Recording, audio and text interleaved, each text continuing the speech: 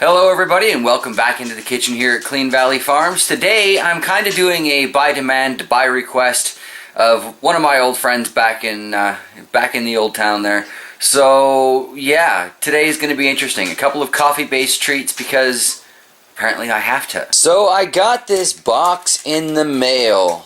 Make a video on coffee, it says. I'm betting this started off as a joke from a friend, but there's probably a 5-pound bag of bean in there.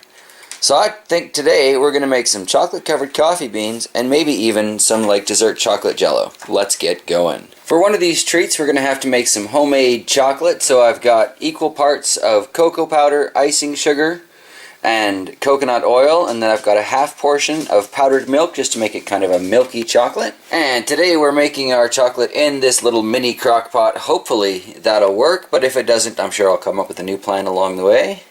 Look, we got a stove.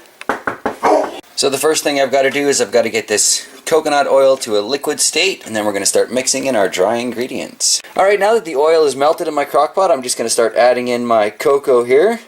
We'll mix this in nice and thoroughly, and we'll start adding in the icing sugar and the other ingredients. So now that we've got my chocolate all incorporated with the coconut oil, we're going to add some icing sugar and mix that in so it's nice and evenly mixed. Alright, so now I'm just going to add in a little bit of skim milk powder here to make it more of a milk chocolate. Mix that through, and we'll be ready to go. So now that I've got this all melted up, mixed up, and ready to go, it's just a matter of spooning it over to the beans. I've got these little silicone muffin cups that I'm using, just to make kind of a little coffee bean chocolate bar in there.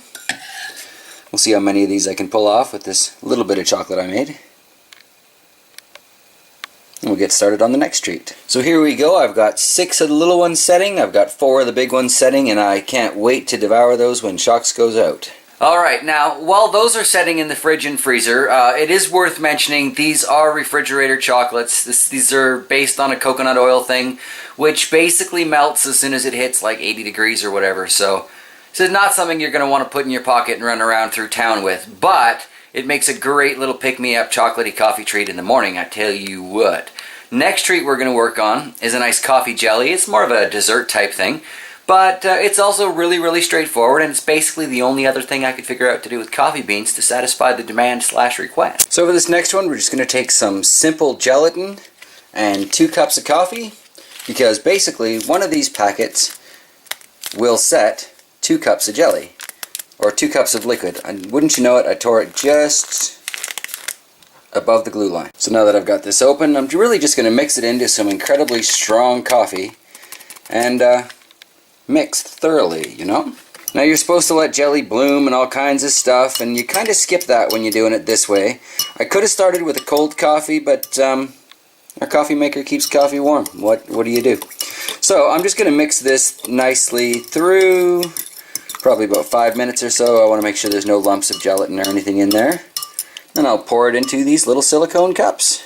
Now, simple enough, I'm just going to pour these into the silicone molds. These bigger ones are going to end up a little warped, I'm sure. But I needed to put it into something so I could move it around, because these silicone cups are not exactly firm, you know? So we'll fill these up and get it to setting. Now it's just a matter of waiting patiently while this sets and becomes a fantastic little pick-me-up dessert type treat. So here we can see one of the smaller chocolates has already set a little bit. We're just going to cut into this and see how it looks on the inside. Bummer.